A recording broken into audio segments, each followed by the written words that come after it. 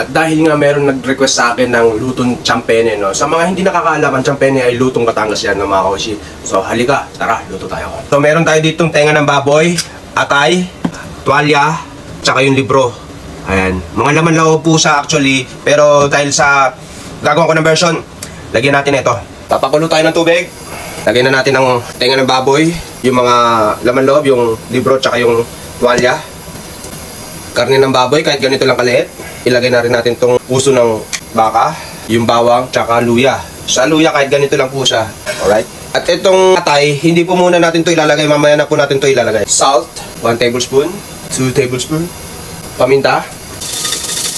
Hintayin lang natin lumambot. So, kailangan natin unahin yung mga karne. Hiwain natin ng mga ganito. Low heat.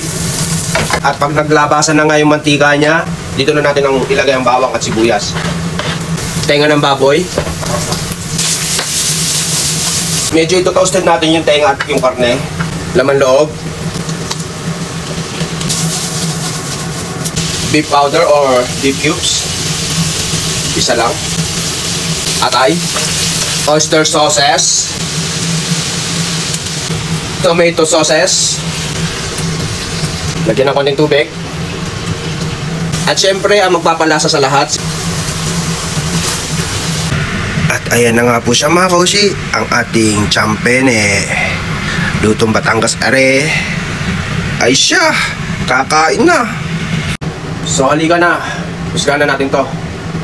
Siya nga pala, ang lutong champene is talagang nanggaling sa kambing. Pero dahil nga nasa Japan tayo, wala tayong makukuha ang kambing. So baboy at baka na lang natin ano. So ang ano talaga nito is laman loob, buntot, and then instead of buntot, nilagay ko yung tenga. So yun na nga. Halika. Ayan o.